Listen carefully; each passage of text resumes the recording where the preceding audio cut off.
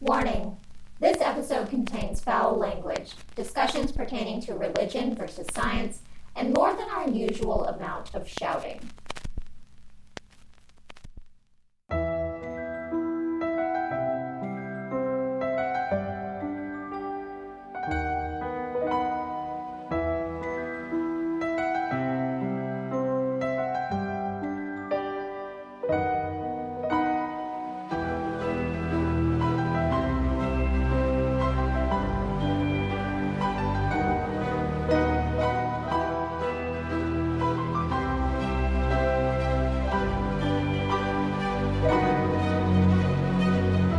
Hello, weirdos. You are listening to Keep It Weird, the podcast for all things strange, bizarre, psychedelic, mysterious, extra hairy, ancient, full of conspiracies, and everything in between. Each week we sit down with a guest or just each other from across the country and we talk about something weird. And this week we are starting a series on all things evolution. We are so excited to dive into the ever-changing genes and habits and brain power of the creatures of our world. Why are our human brains so advanced? Why are we evolving so quickly? How is it possible that some people even try to fight the theory of evolution? Why is science the freaking coolest? We are going to try and answer these questions and more as we talk about the fascinating and ever-evolving evolution theories, complete with chaos and science and a little bit of conspiracy. My name is Lauren, and this is my lovely co-host, Ashley. Hi, weirdos. And joining us today, big surprise, we have a guest. It's your absolute favorite guest on the show, and I would say Ashley's favorite person, full stop. It is Handsome Joe. Hey, hey, hey. Why? Trying something new. It's been a while. Why was that it? Trying something new. And also, because it has been a while, I do feel compelled to tell you. Ashley knows this, but Lauren, you don't know. Listeners, you are currently unaware. I am now going as the artist formerly known as Joe. Oh, formerly okay. known as I'm Joe, so or sorry. formerly known as Handsome Joe? No, the artist formerly known as Joe. I am right. just Okay. I am my own symbol at this point. It's nothing like the Prince symbol. I am We'll come excited back to see the symbol. in a future episode. But I've been really tinkering with something, kind of using the infinity symbol as a jumping off point. So Okay. Wow. The infinity Yeah, so- symbol is something like hovering above it, maybe? just a little the something going on. idea of my completely asinine talking points being limitless. So Sure, yeah, sure. something like that. I like it. Hi everyone, it's good to be back. Hi, Joey. Welcome back. It's Thanks great for to coming be here. on. I've been working real hard out there in the professional world lately, and it's good to be able to take off my monkey suit and get back to some good old fashioned podcast hijinks. Yeah, and also Amen. talking about monkeys. Yeah, I cannot wait. You know, when I went on Losers Club last week, and they asked, like, what do you have coming up for Keep It Weird? And I told them, we just did this alien series. It was really fascinating. And now we're going to be talking about evolution. And they were like, the movie? And I was like, we can certainly bring up the classic That's going to be comedy. part 3, actually. As much as Part Ashley three is would the love movie. to spend an hour talking about David Duchovny, that will not be happening. No, I don't Not think we're going to get to the today. film. But we have a lot of Sorry. cool stuff in store for you guys today. And Joey's actually going to start us off. We literally asked him to come on this episode because of his love for anthropology. You know he was an anthropology minor, right? And- Everyone's well aware of the 5 semesters that I spent as an anthropology minor, right? I think he mentioned it once or twice. Yes. Once or twice in the past. Hey, not everybody can lend 15 to 18 college credits worth of expertise to a Yeah. podcast. I mean, I so- can't. Hey, I've never taken that an ain't anthropology nothing. class. Yeah, Don't knock it. Ashley and I have 0, so please bring Yeah. your knowledge. We are ready for it. Bring us your knowledge. And the good news is, Teach us. I mean, the last little bit of good news before I dive in here is that the overwhelming majority of the time that I spent as an anthropology minor was also before I got really into weed.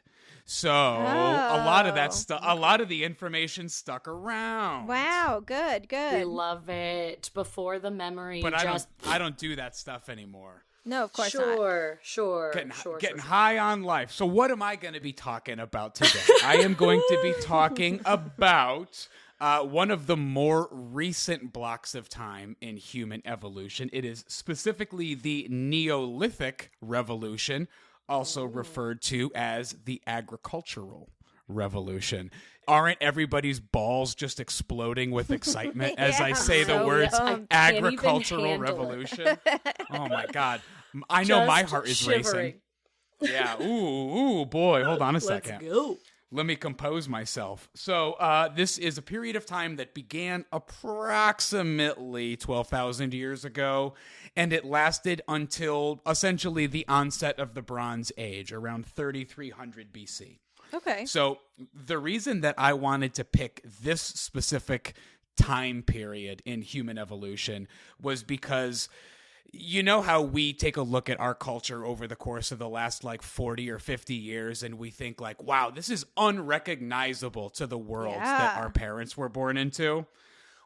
And if we're talking about a scale of, 100 years or 50 years, then yeah, the last 50 years probably take it. But the amount of societal and cultural advancements during the Neolithic evolution, this is the period of time in which human beings start themselves and the world they live in starts to resemble the world that we have inherited ourselves. Interesting. So this is where like the modern world kind of begins to take shape. So as I said, it's referred to as the first agricultural revolution, beginning with the ending of the most recent ice age. And this when that came to a close. Now, during the most recent ice age, the specific challenges that we as a species faced as we stared down extinction were numerous, they were daunting, and unsurprisingly, because necessity is the mother of invention, we came out of the last ice age as the greatest problem solvers walking the earth at that time ever before.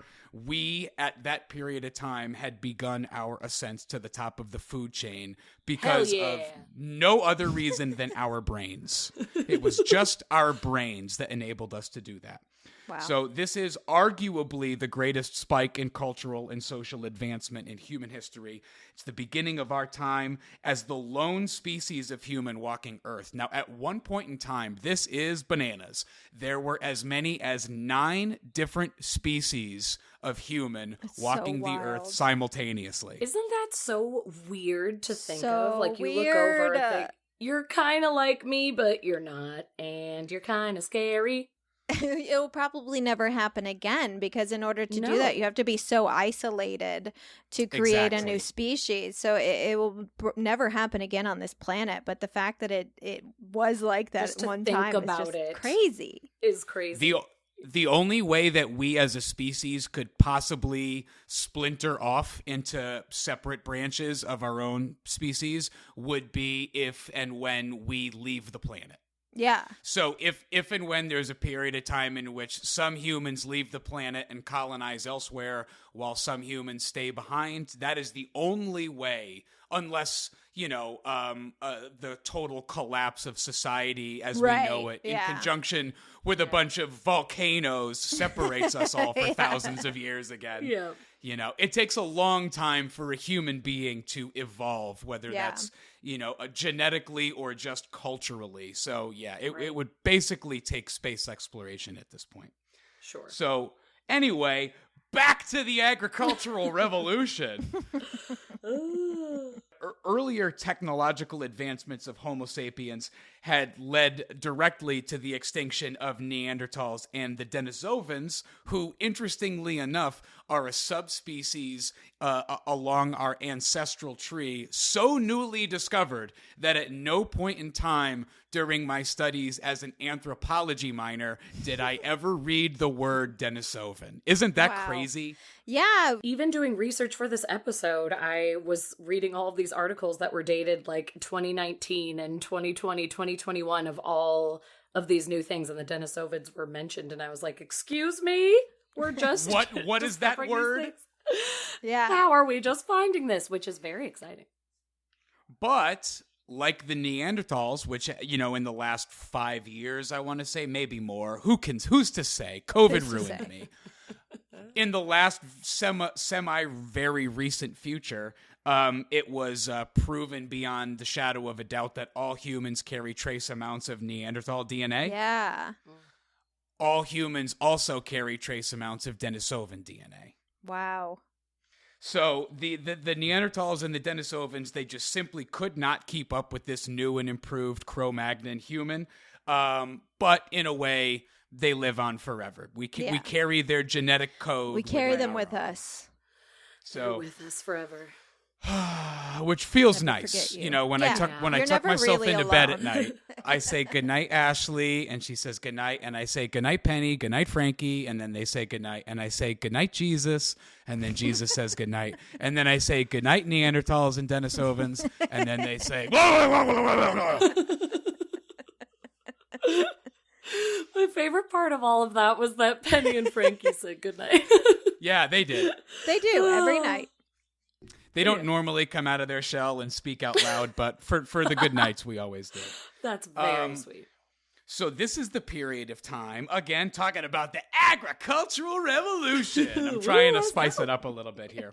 This is the period of time during which our ancestors largely abandoned the hunter-gatherer lifestyle that they had lived for over 1 million years previously in favor of a stationary life supported by our newfound ability to domesticate plants into crops and animals first into farm equipment and then into sustainable sources of their own food, like milk and eggs. And this is where we as a species no longer need to follow the seasonal migrations of our favorite foods and forage for berries and plants. It's when we start to be able to practice deforestation, clearing forests to make way for nice level farm fields. We develop irrigation, allowing us to deliberately transform the landscape to better suit our needs.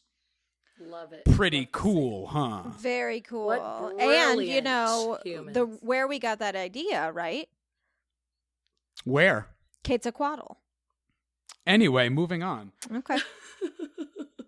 Okay, Yet to we're be just gonna skip over confirmed. that. And also Quetzalcoatl, just so you know, Ashley, Quetzalcoatl is thousands of years later. So get with the program.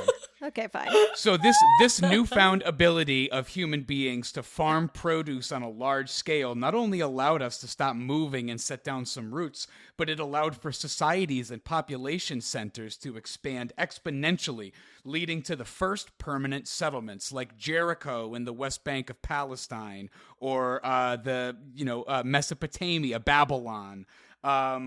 So enhanced trade comes about at this period of time as well, expanding our horizons, exposing ourselves to new cultures and their ways of life, which continues idea sharing and problem solving. It's a period of time when villages became towns and towns became cities. Isn't that beautiful? Yeah, That's so a beautiful. Beautiful world. I'll go over more a little bit later on, but it's a period of time that ushered in written language, pottery, polished stone tools, architecture, specialized labor, the smelting of minerals and metals to create alloys. It's just really, really, really incredible. So things really start to pop off about 10,000 years ago. It's popping off in the Fertile Crescent, everybody. Where's the Fertile Crescent? Anybody know? Anybody Africa. on this chat? Africa. Okay. Lauren, any guesses? No. Fertile. No, I have nothing. The Fertile Crescent, obviously it's crescent shaped, and it's a piece of land that stretches from the lower Nile in Egypt, which is counterintuitive because that's actually the northernmost part of Egypt, because the Nile flows from south to north. Yeah. So ironically, the northernmost part of Egypt is the lower kingdom, and the lowermost part of Egypt is the upper kingdom. How about I was that? close. Way to twist it. Yeah, no, actually, you're technically not wrong. The western boundary is absolutely in Africa. The eastern boundary is a stretch of land known as Mesopotamia. Mm-hmm. Anybody know where Mesopotamia is? Modern day globe? It's made up. It's a fake place. It's not. Okay, no. It's a real place No, that today it's almost exclusively within the borders of Iraq. Oh. All Oh, right? okay. Sure, I was going to say that. I was going to guess Iraq. I know you were. You were so close. I heard it. It was on the tip of your tongue, and then you Right were like, after no. fake No. place was Iraq. Yeah. So the word Mesopotamia in Greek translates to between two rivers. So you've got the Tigris and the Euphrates rivers there. You've got the Nile River in Egypt. That's where the fertile part of Fertile Crescent comes in because, Okay. again, this is the agricultural revolution. You need to be able to irrigate your fields. So these civilizations had to spring up next to not just big water sources, but big water sources that had a current to them. So all of the beginning of modern civilization, this is technically, after the Neolithic revolution, but the kingdoms of Egypt, Mesopotamia and Babylon, Indus Valley, they're all situated around massive rivers. Okay. So the first big agricultural step undertaken during this period is the selective breeding of grasses, wheat, corn, barley. This is like our R&D period in which we're figuring out what's easy to grow, what's a bitch to grow, what tastes good, what tastes like shit. Right. This is where we're like figuring out how to farm things. I mean, when you said agricultural revolution, I just imagined a bunch of wheat blowing in the wind. So I'm glad we're getting there. Yeah. Not too far off. And then after the grasses, we moved on to lentils, flaxseed, chickpeas, figs. After we developed the fig, shortly thereafter, we developed the fig Newton. This is a really important period of time for snacking purposes. Of course. Thank God for the evolution of the fig Newton. Yes, thank God.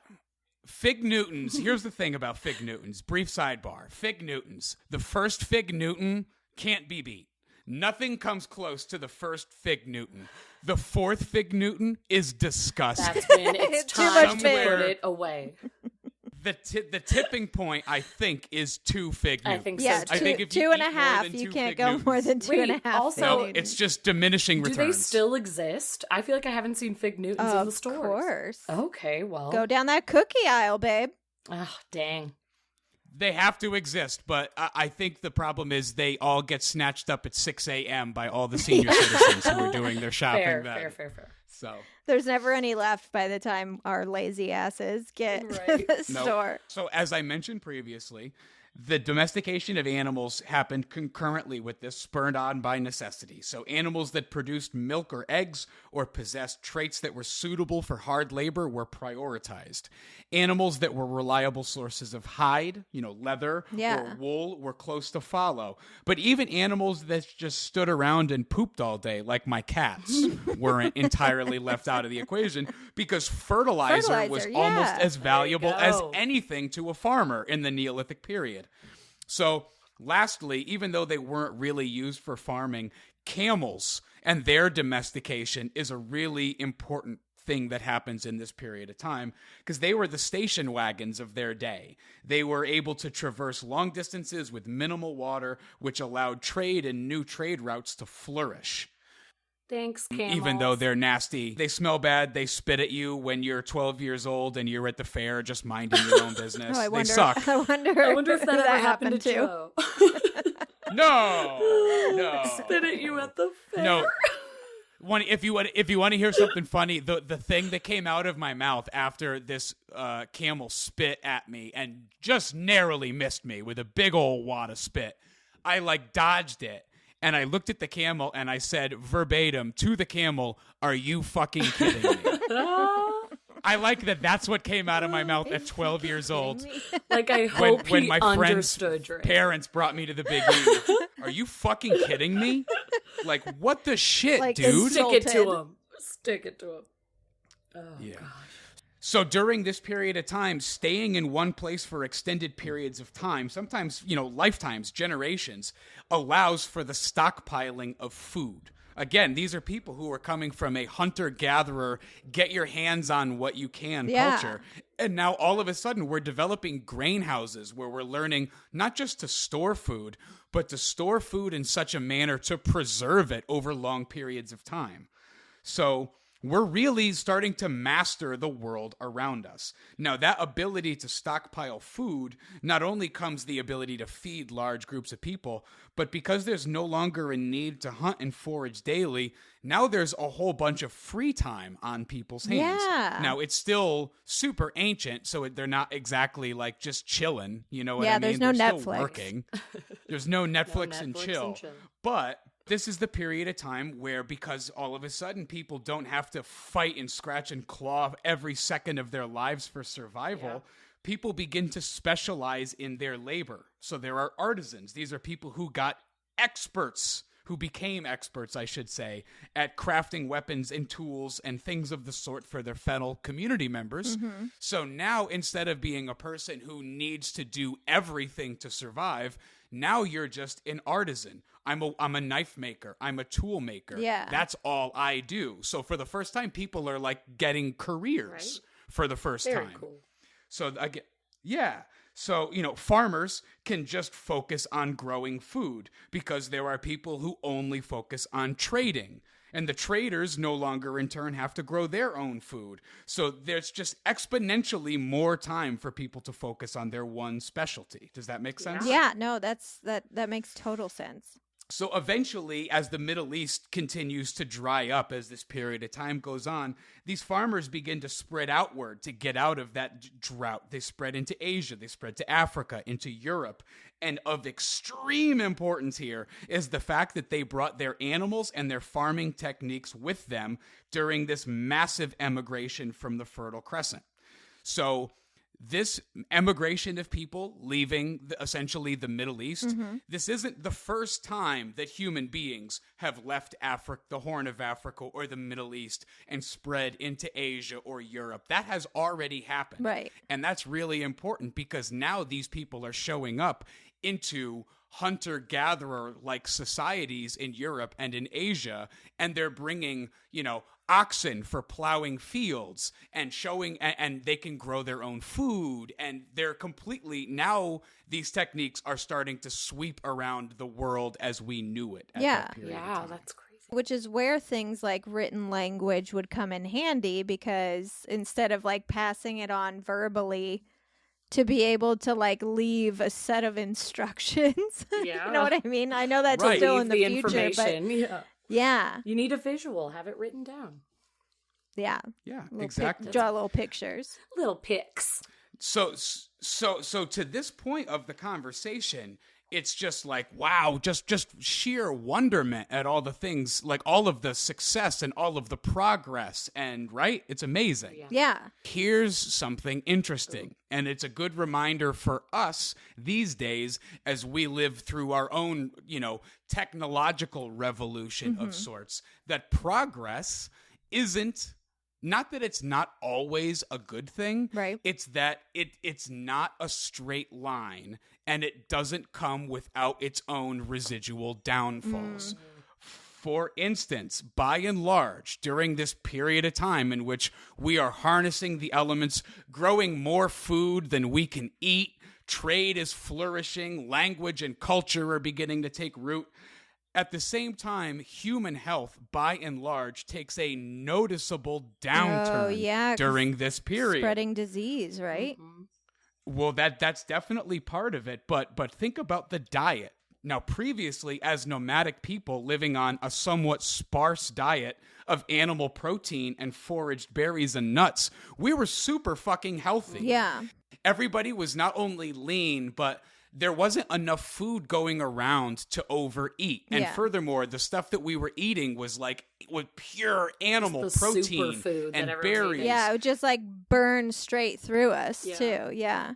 Yeah, and we're getting all the nutrients we need without overdoing it. But the onset of agriculture makes humans of the time period increasingly dependent on grains, which leads to rampant malnutrition. So it's a carbohydrate-heavy diet replacing a protein-heavy diet, and this is insane. This is maybe my favorite thing about the period, even though it's like objectively a bad thing for human beings. During this period of time, the average height of the average man and woman shrank from 5'10" for men and 5'6" for women to 5'5" for men and 5'1" for women. Jeez. It would take until the 20th century for humans to reach their pre-Neolithic height. No. Wow. And that's crazy because they just made so much progress. 12,000 years ago, the average human male was 5'10", and 200 years ago, the average male height was 5'6". That is insane that they regressed that much. We did all the work to evolve to get tall. Now, in addition to the change in diet causing a reduction in height, it caused a reduction in life expectancy, an increase in infant mortality and infectious diseases, the development of chronic and degenerative diseases like obesity, type 1 diabetes, heart disease. There are multiple nutritional deficiencies that come about during this period, like anemia and mineral disorders like osteoporosis. Teeth start to decay for basically the first time. Wow. Cavities run rampant after it was not a problem for human beings previously. That's not to say that nobody ever had a tooth infection. Right. Sure. That happened. But systemic tooth decay was not a problem. You basically had to break a tooth pre-Neolithic period to have that happen, whereas now it's just happening because of malnutrition. Yeah. Our new lifestyle leads us to living in a sedentary settlement around large piles of human waste and animal waste, which are the perfect breeding grounds for contagious diseases. We're regularly living with and interacting with our new domesticated animal friends. So now we're transmitting and spreading diseases from animals. This is listen to what came about during the Neolithic Revolution. Smallpox, influenza, measles, the flu. These are all results of this technological and agricultural boom. Wow. This massive spike in our cultural history leads to a massive setback in our overall health. Wow. It's crazy. Wow. Isn't that wild? It's totally wild. And it makes total sense, but it's just something I've never, ever thought of. Me either, that there was like, such a going backwards moment for us. Like wow. Now, genetically and physiologically, we still have the bodies of hunter-gatherers. So as a species, humans have been around for 10,000 generations. The human genus, so, going back through Homo erectus, Homo habilis, Australopithecus, going back through that, human genus has been around for more than 100,000 generations. And for all but the last 600 generations, our ancestors were hunter-gatherers. So these bodies are still almost exclusively adapted to a hunter-gatherer way of life. Lots of exercise, diets rich in protein and fiber, low in saturated and fat and simple sugars. Whereas the Joe diet currently is me just like looking for any excuse to sit down for a long stretch of time where I eat foods teeming with saturated fats and simple sugars. So I thumb my nose at evolution. I truly am with you.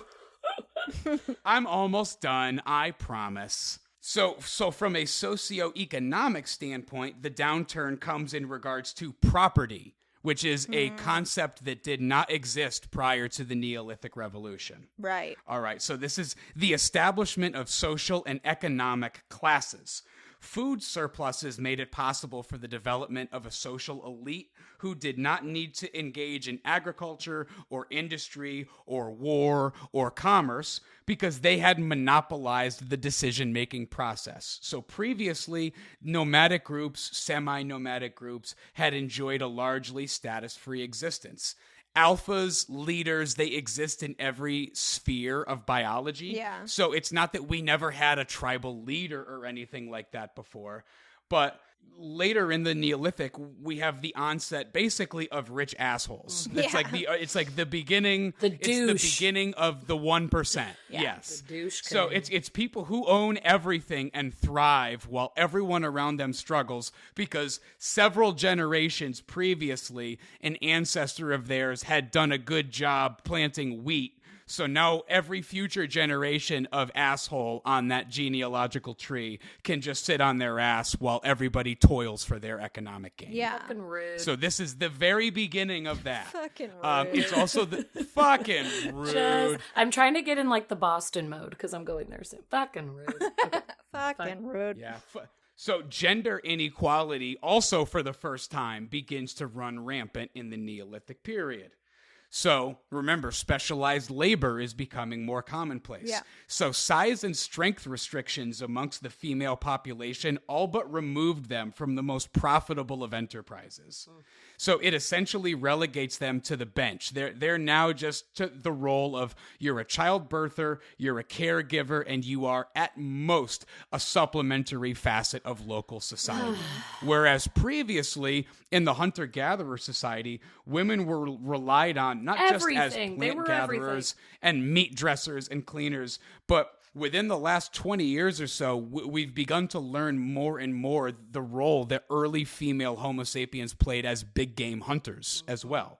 So there was virtually zero distinction among the genders previously, and now with the advent of governance and social classes, this is the beginning of where we start to see Great. women are less than. This is when it broke apart. Well, and that's this is when it happens. we just talked about this, Lauren, I think like last week. I don't remember when it was, but it was when I brought up to my mom, that there's absolutely nothing wrong at all with being a stay-at-home mother. Right. The problem comes when you are essentially controlled by your partner. Because in those days, and this is where the split happens, because they are literally being fed by their partner. They're being provided Yeah, they for. have no agency. Uh-huh. And then therefore, have no power whatsoever. Exactly. That's when it's dangerous. It's wild. It's so crazy. So lastly, from an ecological standpoint, our taming of the land, deforestation, the need to both feed and protect our growing civilizations led to this is the beginning of our initial destruction of Earth and our general inability to just live in harmony and in accordance with our surroundings. So that mass deforestation permanently destroyed habitats, which, destroyed the wildlife living therein. So because of our expansion and the evolution during this age, we directly contributed to the extinction of countless breeds of fauna. Countless. Yeah. I mean, like, I couldn't begin and finish a list of animals and creatures that we extinguished during this time period. Yeah. Direwolves, American cave lions, Okay, so they had lions in America.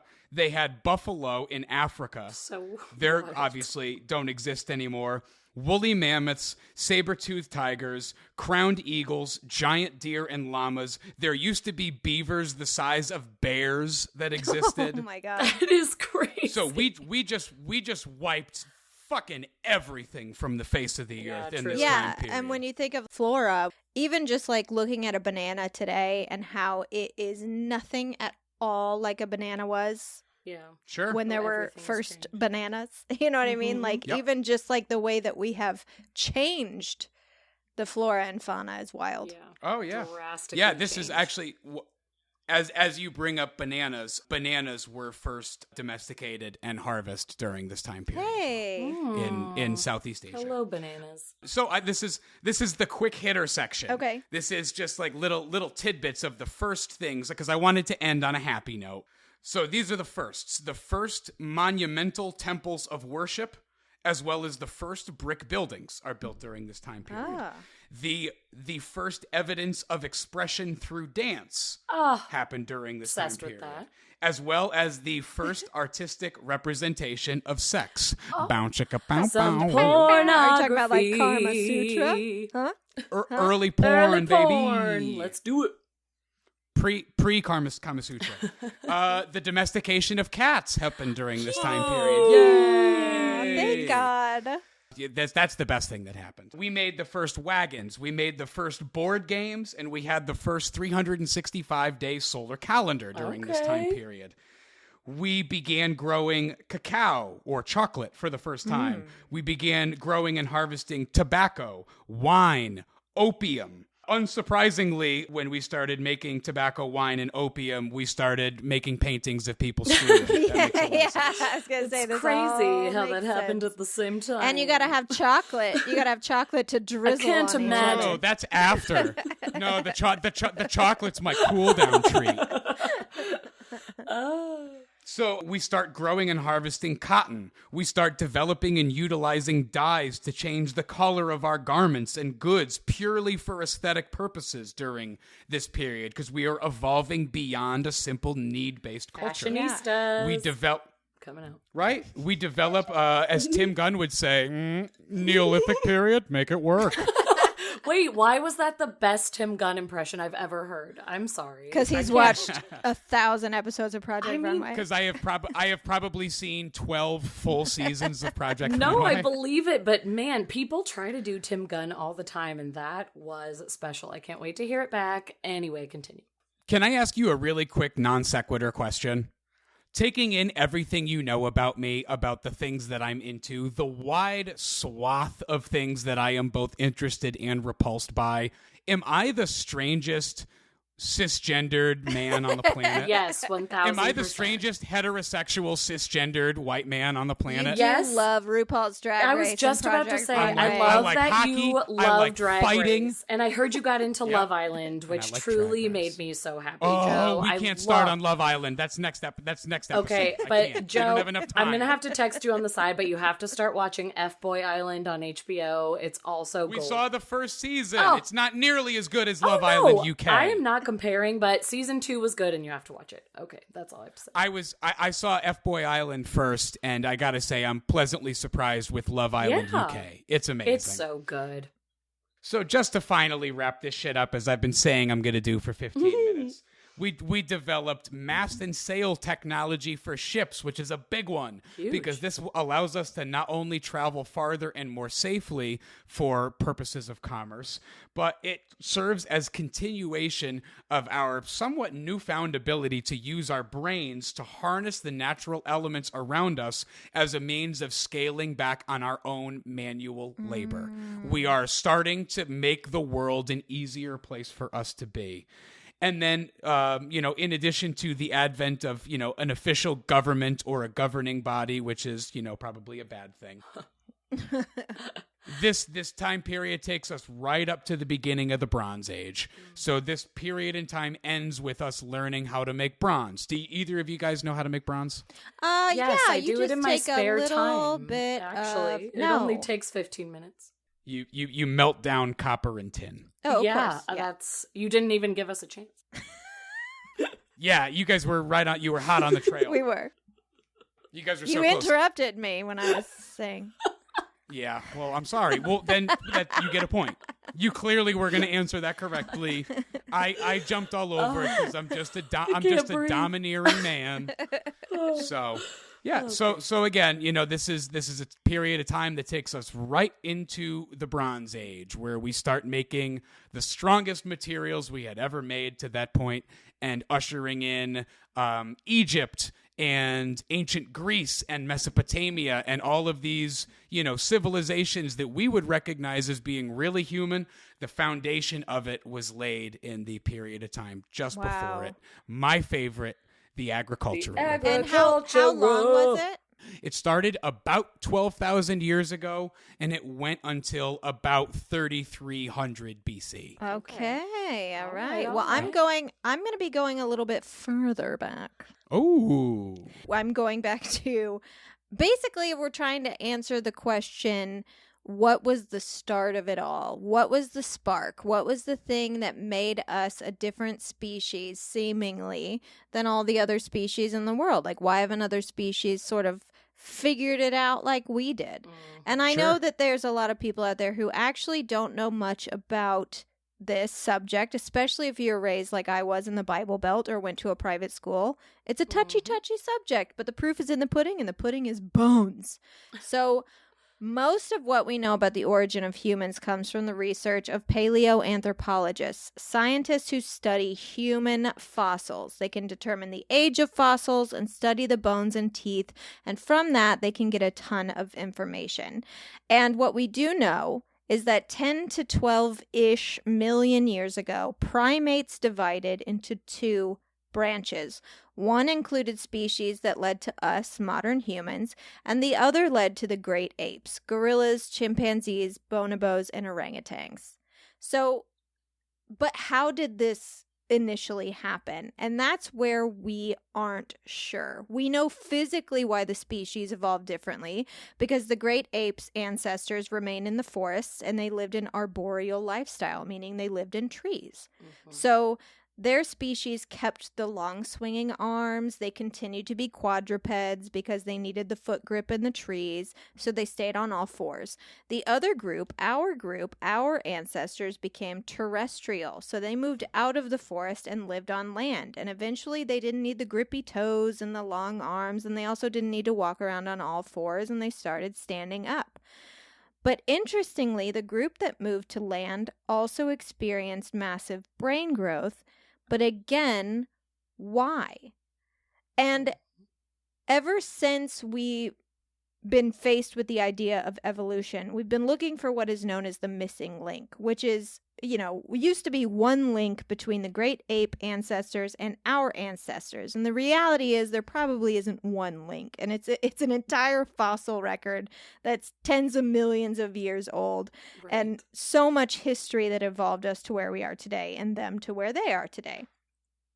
But again, one thing that I wanted to talk about today is a theory as to why we gained what we know as higher consciousness, and what animals do have consciousness, because consciousness isn't a matter of intelligence. It's not a process of our brains. It's kind of a behavior controlled by the brain.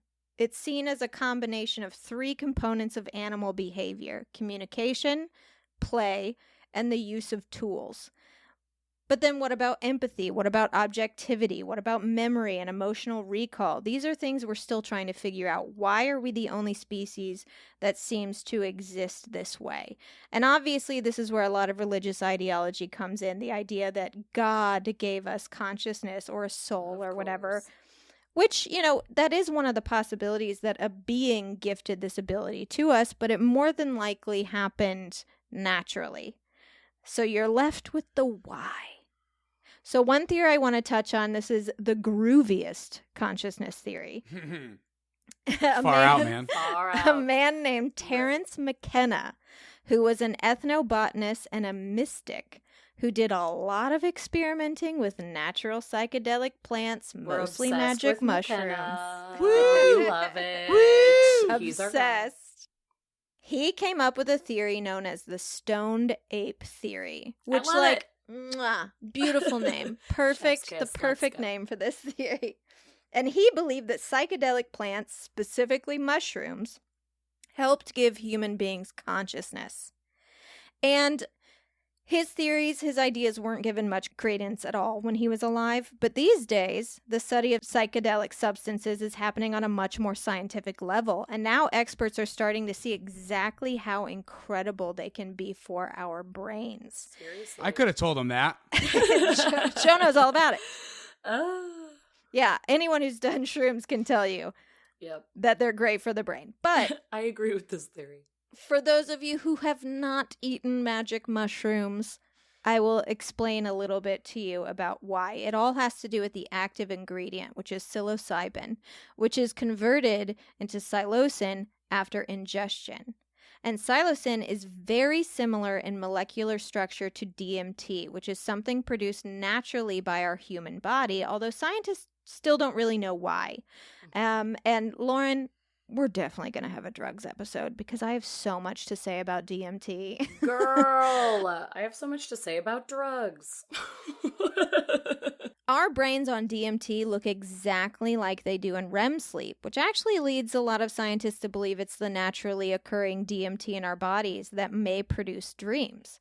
But what psilocin does to our brains is quite incredible. First, it activates a serotonin receptor known as 5-HT2A, which is responsible for perception, mood, imagination, and a few other things. And these receptors are located in our cortex, the area of the brain associated with reasoning and rational thought, which evolved larger in humans than any other mammal. And that's where you get the psychedelic effects, if you will, the trippin' balls, if you must. Sure. So that's interesting when it comes to the evolution connection. But the real reason scientists are looking into psilocin as a possible trigger to evolution is that it temporarily blocks the default mode network in our brains. Which is what, miserable? Yeah. Unhappy. The network that it temporarily disrupts is my network of misery. Not into exactly. anything. No, it has nothing to do with mood, actually. It's a network of connected brain regions which allow us to think into the past and look into the future. So, when not being deliberately used, it acts as an information consolidation hub, basically taking our memories and thoughts and information. It's our self, which is also why when you do psychedelic drugs, you kind of lose that ability to identify yourself. Makes sense. It's everything that makes us us. And if that's, still confusing, think of it as the brain's information highway.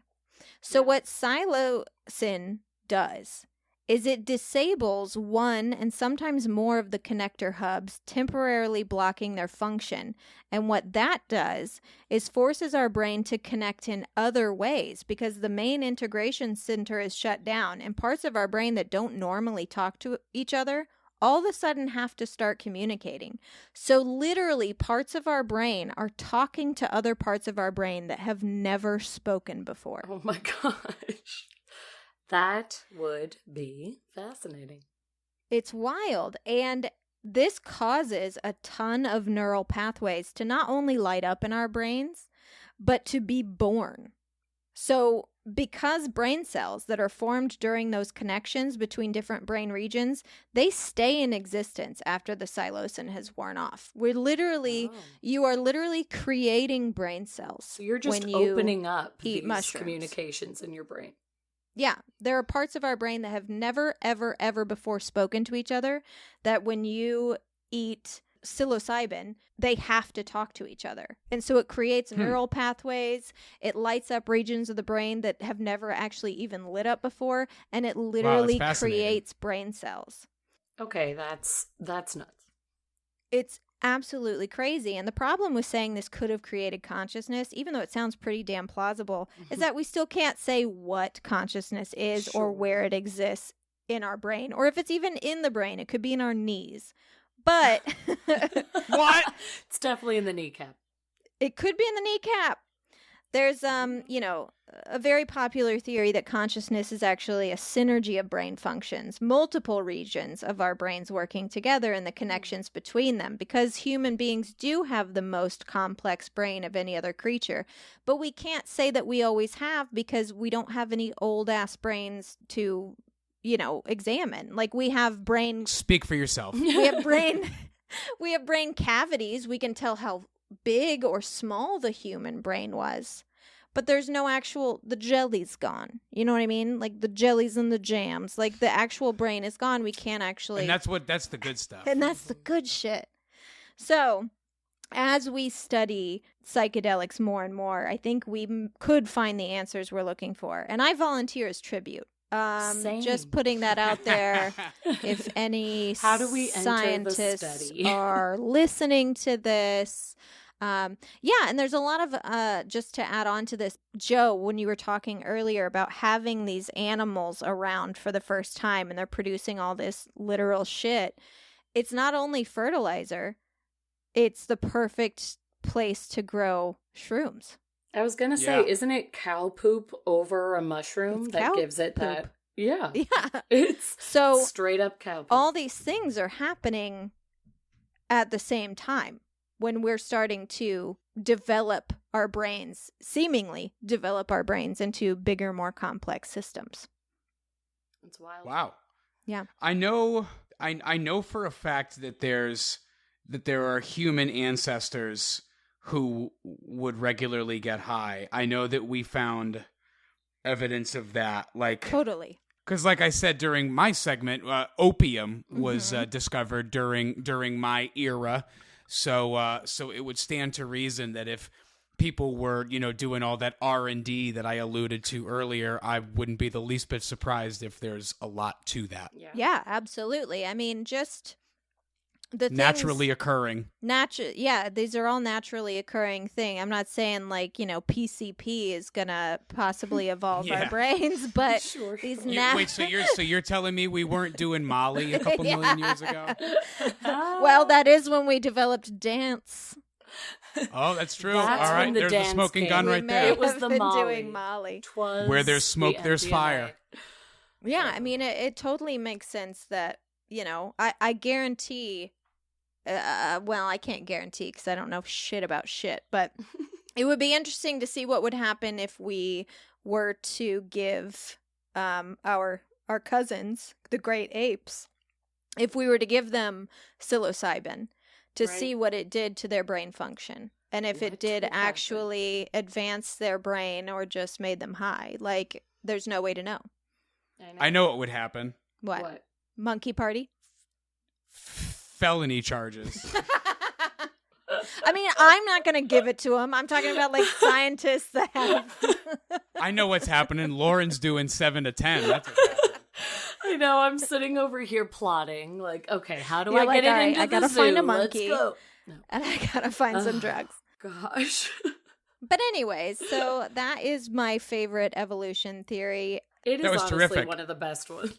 Lauren, you have some theories that you have to share with us. I really mostly wanted to bring these to Joe because I think I was going to say, Lauren, how much is this about to piss me off? I don't think it's gonna piss you off at all, actually. I think Good. you're gonna like really Change your mind about everything you agree with everything I can't wait.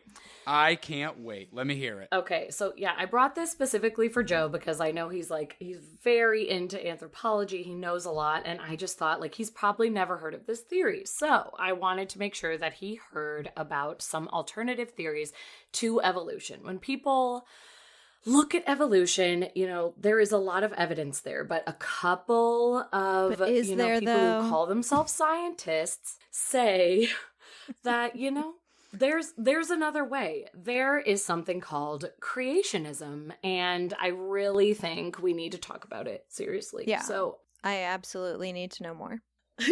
creationism. Oh, I'm so sad. I can't see If Joe's anyone's face right listening now. to this and you are a creationist and you're like, are they laughing at us? How dare they? Just know that we are. We absolutely are. And also know that Lauren is like a super devout Christian who totally believes in all that good stuff, and she thinks you're dumb. I think you're horrible. Oh, I just wish I could have been sitting next to Joe when I said the word creationism, but it's fine. It's all I knew it was coming. I have my imagination. Okay, so creationism. God created everything, the entire Yes. universe, out of absolutely nothing, just dust. And we are all results of God's hand. We are God's children, made from nothing. So, biblical or young earth creationists believe that the story told in the book of Genesis, if any of you are Good familiar. book. Good book. Oh, God. I personally prefer early Exodus. Genesis. Oh. Early Genesis is my he was favorite gonna because say that's back Revelation. when Peter Gabriel was still Oh in the my band. God. That actually really got me. I really should have I was seen like, that one coming. Where is I Joe didn't, going with and this? I am ashamed of myself. Oh, I have to give credit where it's due to my good friend Chris Thompson. I heard him say that once. God. So there's tears in my eyes. That really got me. Okay, so Genesis, God's 6-day creation of all the damn things, is literally correct in the eyes of creationists. Like, we are taking it word for And do they word. believe it's 6 days? Yes. Like Monday, Tuesday, Wednesday, Thursday, Friday, Yeah, Saturday. like he created it. It was a miracle because God is God and he can do anything that he wants. So it is like we are taking the words literally. There's no other way Literally, around okay. it. That is the general creationist view. The earth is only a few thousand years old, and Adam was absolutely the first man, and that is kind of the general overview. But then there are old earth creationists who believe that a creator made all that exists and it was God, but they don't hold that the Genesis story is the literal history of of creation. That Okay. they can accept fossils, they can accept any geological evidence for the appreciate age of that. Earth. They're giving us something. They're like, okay, I'll talk to you. I can accept the age of Earth as factual, and I may or may not hold that God used the Big Bang in the creation of the universe. They're trying to throw some science in just to stay relevant. Well, I feel a little bit lucky in that sense. You know, I made the joke earlier about like being born in the Bible Belt and going to private school, which I Yeah. did. you really quick, I didn't say anything before. You have to make a differentiation between private school and the private Lutheran school. Yeah. True. Well, all the private schools where I come from are religious schools. There's no I know, like but private all of the school. private schools where I come That's from true. aren't. That's true. So Yeah, so I That went is to a very private true. Lutheran school in the Bible Belt, and we were taught, you know, the story of Genesis. But I was very lucky in that we were also taught about evolution. They would just explain that, like, oh, you know, 6 days in the eyes of God is, you know, 60 million years in the eyes Totally. of humans. And I'll be honest with you, I have no problem with that. I really don't, because then that is just people adhering to their own belief system. Yes. If it's not a deliberate and willful distortion of fact to fit a narrative. Yeah. Right. At that point, it's just like, well, 6 days to God is nothing, but to us, it's millennia. Yes. I know how old the Earth is. I know that evolution is a thing. That's fucking good enough for me, yeah, man. that's Yeah. at least semi-logical. And I mean, Yeah. we just watched Sandman, for example, and it is Oh, really yes. fascinating to see someone try and contextualize what human behavior and what time even would be like to an infinite creature like a god. Mm-hmm. So that to me totally makes sense. It's Right. when I believe what you're going to talk about now, when they start saying that like fossils, you know, aren't real Right. or whatever the Devil. fuck they believe. Like, I don't Totally. know. It's like insane. that's why like this it's all so interesting because like I mean creationists in general, even when they claim to be on board with science, it's sort of like every part that goes into it, it feels like they try to pretend that they believe in science so they're not just shunned from the earth and can be a part of the conversation, but overall the belief can be a little dangerous. But I agree with everything you guys are saying because I was also raised in a private religious school. I was raised Catholic, and I was told that like Genesis was real. That was the end of it. I was not as lucky as you, Ashley. Like I did not know what evolution was until we moved and I went to public school. Wow. And I just remember thinking like, what? Like God didn't create everything? So I always have had that struggle of religion and science, and I've said it so many times on this podcast where I'm like, why can't both exist? Like, why can it not be God created Jimmy the world? Carter said that. Yeah. Jimmy Carter. Jimmy former Carter, the President best Jimmy of Carter, us.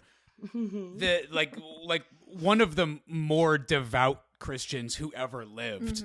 His whole life has just basically been like, why does it have to be one or the other? Like, why can't evolution be a tool of God? And I mean, not that it would matter to anyone whether or not I have a problem with their opinion or how they live their life, but just personally, like, that's perfectly reasonable in general, like, full stop, not just to me, like, you know, that's a belief system bettering a human, and we're all the better for it, you know? Totally. It's just, you know, don't fucking lie about it. Also, as long as I have the mic for a second here, can I just say, if God really is an all-powerful being and it took 6 days to create Earth, I'm going to go out on a limb and say that that's not that impressive. Because he could have done it in like 2. I could make a really fucking rockin' amusement park on Roller Coaster Tycoon in like 30 minutes. Which is basically what creating Earth would be to God, right? It would be just like one big planetary. And when he first created it, it's not like there was cool shit around. There was nothing. Yeah, there was he really just didn't give us much. Features, just natural features. Not that impressive. Yep. Well, there was one guy. Continue. There was Adam. Wow, congratulations. You made an empty fucking planet in 6 days as an all-powerful being. Adam Wow. was chilling. Yes. Anyway, Lauren, back to you. When you say old creationists, is that what they're called, or do you mean like beginning? Yeah, no, these are the titles. There are young Earth creationists and old Earth creationists. And basically, young Earth creationists are monsters. And as you said before, when you were like, sorry if you're a creationist and we're laughing at you, yes, I did just call you a monster, because you will not take anyone's scientific evidence, no one else's opinion into account. Young Earth creationists believe that the Bible is literal, that we have to take it for what it is, that the Earth is not that old, that Adam was absolutely the first man, that we were created out of nothing, that there is no way. Was Adam white? Adam was white as fuck. Like, it's like you're taking it for like what you want it to be, basically, which is it gets gross. More than anything, it makes me sad. Yes. Yeah. It's very sad. More than anything, it makes me sad because I look at people who live their lives that way, and from the outside, to me, it looks like such a self-imposed prison. Mm-hmm. Oh yeah. I agree. It just seems like what a waste. Mm-hmm. It's just not a way to live and not be open-minded to anything. Yeah, explain more about them. Like, what do they say about fossils? So basically, I did kind of mention the old Earth creationists will believe that fossils are real, and basically that, like, okay, we can get on board with some of this evolution because I still think that God created the Earth and, you know, everything that we see, but, like, I can believe that things can change, and that he has a plan. Like, he gave us like the woodwork, like he gave us something, but then the young Earth creationists are the ones saying there is no way that organisms can have these changes that evolution is saying within a species, and like it has to be some sort of like crazy mutation that happens, because we don't think like God would have created these things to ever change. Nothing could have been created. They would be perfect. And be called, yes, it would be perfect as soon as it hit just the Earth. Like it would be perfect, just like the female reproductive system. Couldn't possibly improve upon that in any way, shape, or form. Never do anything to it. Just a flawless design. Ferrari, eat your heart out. Your engineering has nothing on the constantly fucked up female reproductive system. I've been to the doctor 3 times this year for my reproductive system. Lord. So yeah, nothing can ever go wrong. More times than my car's been in the shop. Yeah, isn't that just a fun life we lead? And so the belief is like a lower or simpler species could never just develop into this higher or more complex species. And actually, even the old Earth creationists, that from what I could find, actually like kind of buy into that too. It's like they more think it was a mutation, and that like oh no, we're seeing these new creatures. He's changing things more so than it is like, in a way, it is kind of a mutation. Yeah, they're it kind is. of right. It Yeah. is a genetic It is, mutation. but they're not gradually thinking- over time. They're just not thinking that like one species could evolve into another the way that Sure. evolution has showed Nope. us. They're more saying Everything like, just always stays the way that it is. Yeah. Fish are always fish. God created these fish, and then along the way, it was like, oh, this new thing appeared, but that was just like part of the plan. Like nothing evolved. This was just like a new thing. Okay. Like they don't think anything could evolve into that. So procreationism Christians back in the day often attacked Darwinism when it first came to be, and even had it banned in U.S. schools in the early 1900s because they were so against it and couldn't believe that anybody would talk shit about God. They had to stand up for their man. But luckily, the science community fought back, and in 1925, a school teacher named John T. Scopes even had to stand trial for disobeying the ban and teaching evolution anyway, like Good the for bad him. bitch that he was. So there were people who were absolutely like, no, we are so sick and tired of the Christians taking over everything. And I'm sorry, because again, even as Joe was saying, if you are a Christian and you are open-minded and willing to, take in these different beliefs, that is one thing. But at the time, Christians were just taking over everything and saying, like, if you don't believe exactly what the Bible says, you are incorrect and you're destroying the world. So for these teachers to stand up and teach the science anyway was amazing. And then there was even a Pope Pius the 12th, I think. I know how to read Roman numerals. XII, that's 12. Yep. Pope Pius XII was able to chill things out in 1950, helping the cause because he declared that Darwinism does not have to interfere with creationism. Again, kind of going with what we're saying. It's like, let them both be. He said they can both exist. A person who had the ability to be like, why can't it be both? Yes. Why did this argument doesn't have to be, you guys. Totally. Yeah. It's like that commercial about the taco shells.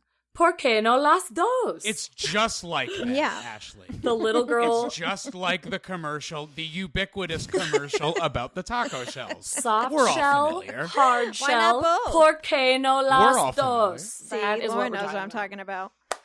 I will never forget that little girl. She's so cute. So, ¿por qué no las dos is exactly what the Pope said. He was like, hey, Darwinism, creationism, let's do it. He did insist, however, that every single creature's soul was definitely created by God, and there are no Sure. debates on that one. So it's like, hey, he had to do You know his, what? his Who's to say Catholic it That was thing. the small print. He had to. He That's had the people small to. print. He had to please people over here. He had to please people. You over do the there. Catholic thing. You put it out there. I get it. Yeah, that last little bit was like when you watch a commercial in the 90s and it's like proof of purchase required at the very end of the commercial. And it's like, for legal liability purposes, we snuck that one in when you were telling your mom that you had to have it. Batteries not included. Oh, that is so real. But everything has a Like- soul, and that was made by God. It's like, science! Science And is you're wrong. real! Listen to me! But everybody is created by God and we all have a soul. Yeah, that was him. But That's fine. it worked. It calmed people down for a little bit. And there are some progressive creationists out there. It's like, obviously we see the There's a very intense spectrum. people. And it's a spectrum, always a spectrum.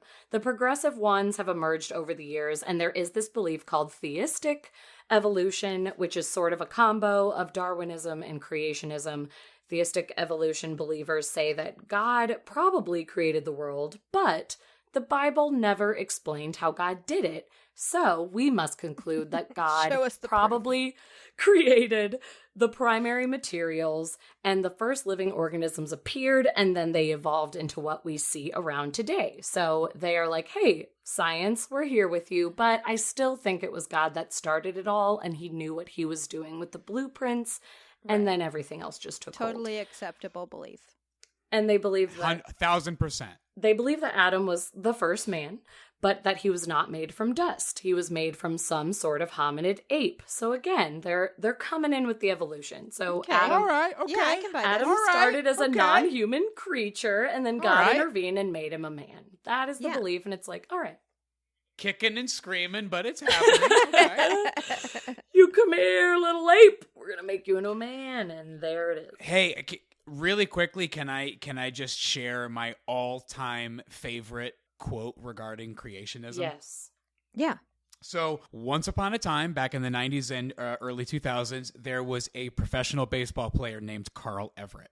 And he was actually a really good player. He was an African-American guy, went to a couple All-Star games, and for a brief and shining moment, he was on my beloved Boston Red Sox. Oh. And I really liked him a lot. And then I kept liking him, but he said some wild shit in his day.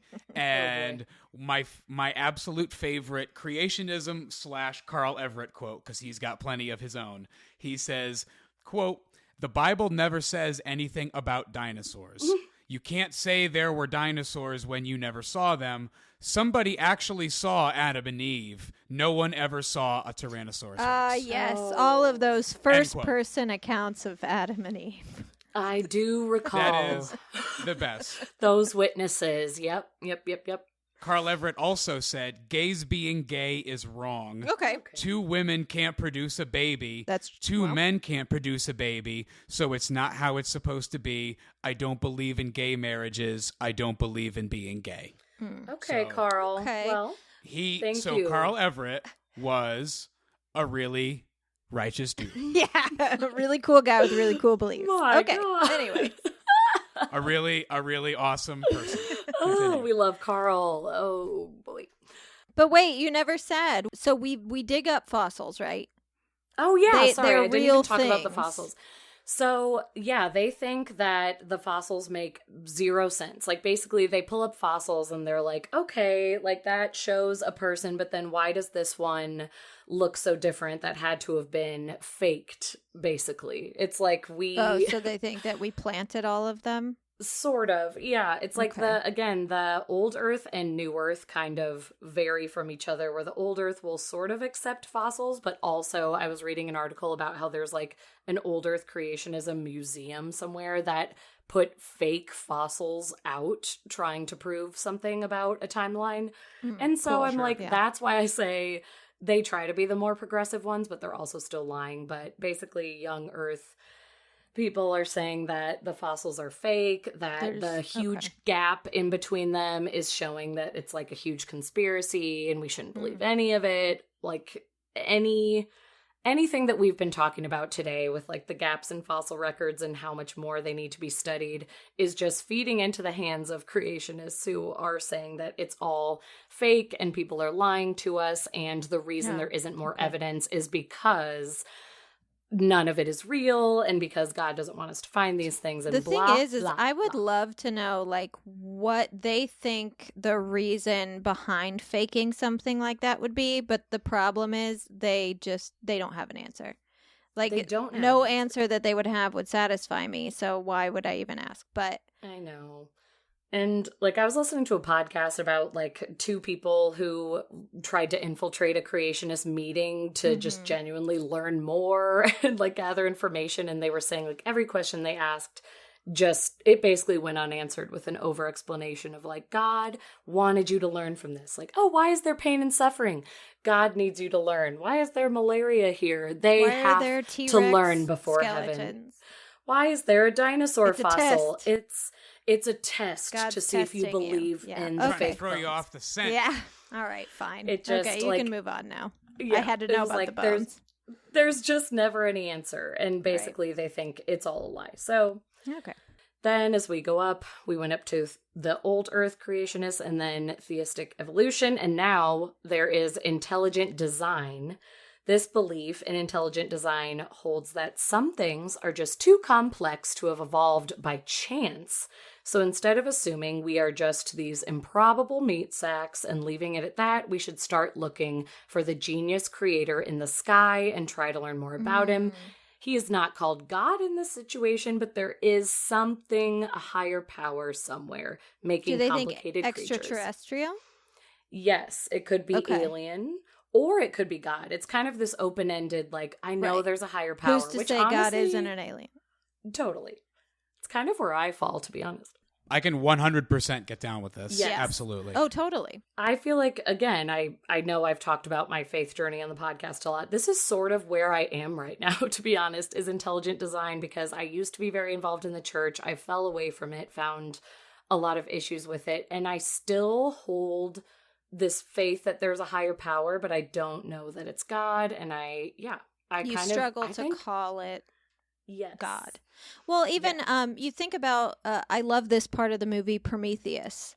The very beginning of the movie Prometheus is an extraterrestrial who comes to Earth and essentially disintegrates his own body into a water source here. And from there, everything on this planet begins to grow, like all the organic material, like all the amphibians, mammals, fish, like everything because of the grows sacrifice, from that, just like Jesus Christ. From that DNA essentially. And like that is something that absolutely could have happened on a planet, is simply that a ball of goop was just either came here on a meteorite from another planet. A lot of people think potentially Mars. Some debris from Mars came to Earth, and that's what kind of started life on Earth. Or something was brought here purposefully as like, this is a planet that can sustain life here. Right. Here you go. Let's try it. As soon as you said ball of goop, I instantly thought of Harvey Weinstein. Isn't that funny? You said ball of goop, and involuntarily my brain went Harvey Weinstein. You do not want to think about him creating. Okay, well, different kind of ball of goop. He's a ball of goop. He's a shitty ball of goop, but he thought he did. Yeah, true. Yeah. I think there could be a ball of goop who created everything, but basically this belief in like just a higher being. There could be this creator in the stars. And I do buy into it. However, I want to finish that sentence with saying, even though this is where I said I probably land in my belief system, I felt immediately sad because most Republican politicians also claim to buy into intelligent design so they can try to stay neutral. And they will not believe in evolution, but they still keep the Christians happy by saying the words like higher power and intelligent design. Mitt Romney specifically, when he ran, loved to say he believed in intelligent design. So that makes me a little upset. But what can you do? you can't be upset because of branding. People are going to use whatever they can as a means to an end. So you can't. Yeah, it's you don't have to be anything. That's the cool thing. If you're listening to this, you don't have to be a blank. You don't have to. Well, I believe in intelligent, or I believe in science, or you can just not. You can just be on the. You could just be on the breeze, man. You could just be here for a good time, not for a long time, my dude. Like, I'm just here to take it all in and be a good person. Gosh, unless you are a fervently religious person who believes in, some sort of punishment or reward after death. As long as you're anything but that, you really can go your whole life going, I don't know, because it's even I think with most spirituality, that doesn't matter. Like, you're not supposed to figure it out. Mm-hmm. Yeah. There's no way. Like, you're not supposed to know. No. Even with Christianity, you're not supposed to know. You're supposed to believe. That's why it's believing and not knowing. The faith. You have faith. Yes. It's what you hold on to. And it I ain't got you it through the day. And you can pray for people you love. And that's what really counts. Yes. I can't let this episode go. This is me wrapping up, but I can't let the episode go by without mentioning good old Scientology. Oh, because... Yeah! Now we're talking sense. Shit. Now we're making sense. We gotta end it on a high note. The Scientology movement's defining text on evolution is in L. Ron Hubbard's A History of Man, the greatest piece of literature. I'm just kidding. Not even. But if you take this text literally from L. Ron Hubbard's A History of Man, it claims that we all evolved from birds to sloths and then to apes before spending a few thousand years as something called the Piltdown Man, who was not an ape but not a human. That was disproven! That's a goddamn anthropological fraud! I've talked about Piltdown Man on this fucking podcast. It was a goddamn fraud. How are people digging shit up? This is why we have flat earthers! This is why we have flat earthers! Well, there you go. We shouldn't be having these conversations anymore! God damn it! So the Piltdown Man was definitely real, and the teeth of the Piltdown Man were enormous, and he took some bites of people, and that was the belief. Okay. But if you take the book symbolically, it still argues that we are the product of an alien consciousness blown up with hydrogen bombs millions of years ago and left to drift through one animal to another until we wound up here as we are as modern humans. Oh, and interesting. Since a load of animal memories got lodged into our heads through all of that, we now experience things like indecision, jealousy, and physically toothaches. We were talking about teeth earlier. And that is why, because of the animals, and if you really want to fix it, if you're experiencing this, you can undergo some rigorous testing and incredibly expensive treatment at the Scientology center nearest to you. Stressed? And this is sponsored by Joe Oakes, and he approves this message, and that's Joe all approves I have to this say. message. Joe, are you even with us? Okay, there he is. I'm going to say one final thing before I say my goodbye, my eventual goodbye on this podcast. Sure. The last thing I will say is, as I get older, I'm trying to calm down a little bit. Really? Yep. Are you? Yep.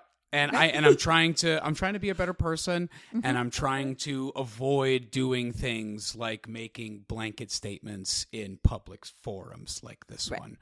But I can, and I will keep vulgarities out of it just to further prove my point. So that being said, I can confidently say that if you are listening to this and you are a Scientologist, I think that you are a creep.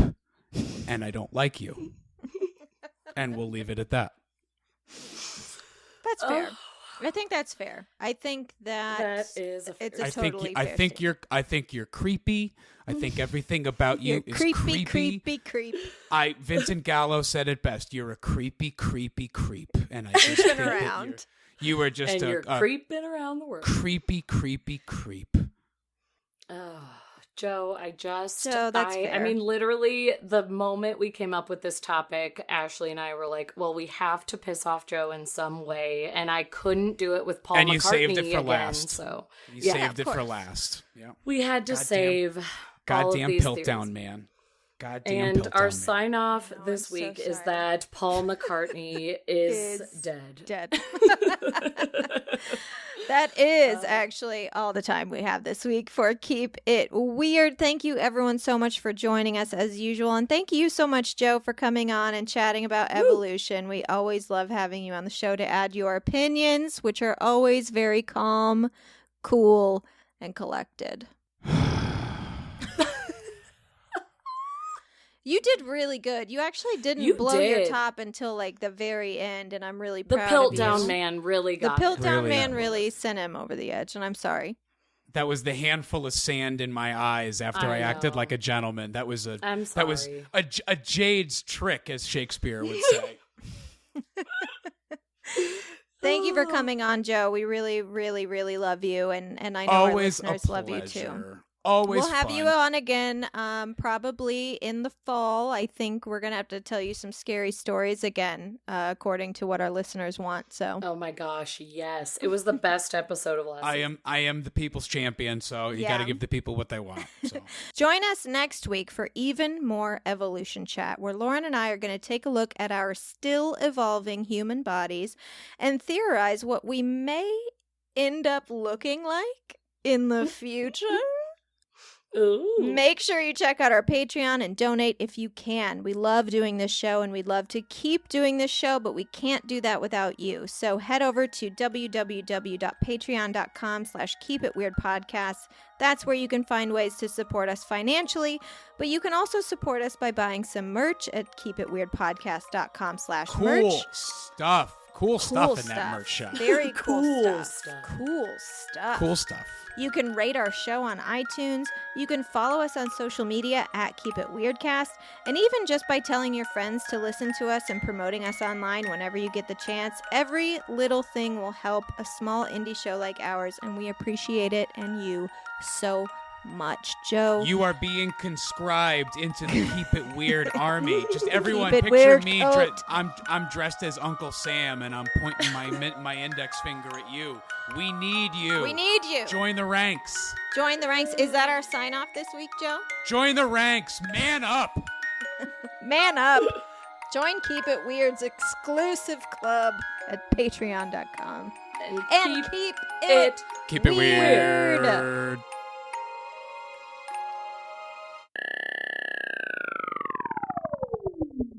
Keep it weird. Are we still rolling?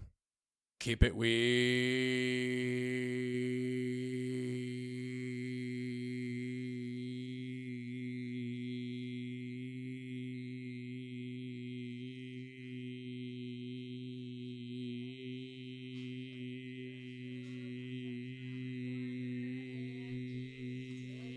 Yeah.